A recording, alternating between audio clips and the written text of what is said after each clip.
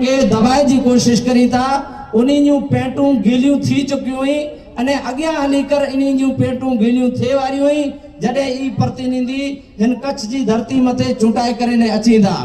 ये हिकिड़ी आवाज़ बुलंद करींदा उन्हीं जी जेका मज़लूमे खे दबाए में अचे तो।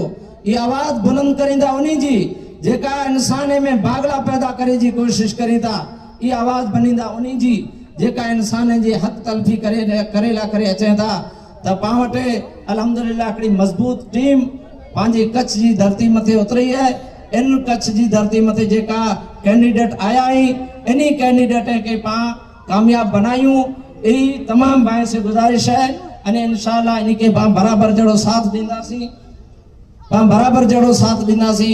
ये कैंडिडेट जे कॾहिं कामयाब बनी करे ने आया त अल्लाह जी तौफीक से पंहिंजी आवाज़ बुलंद करींदा अने पंहिंजे हक़ लाइ करे लड़ंदा।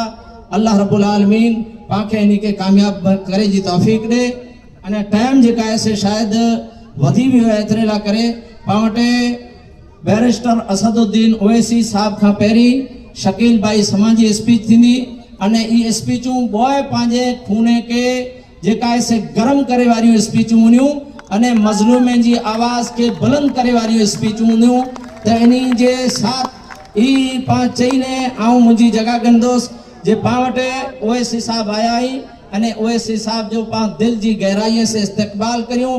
हिकिड़ो अहिड़ो इस्तक़बाल थिए जे पंहिंजे आसे आड़े पाड़े वारा जेका आहिनि से इन्हीं खे ख़बर पई वञे जे ओवैसी साहब जी एंट्री भुज जे अंदरि थी चुकी है। जज़ाकुमुल्लाह ख़ैर।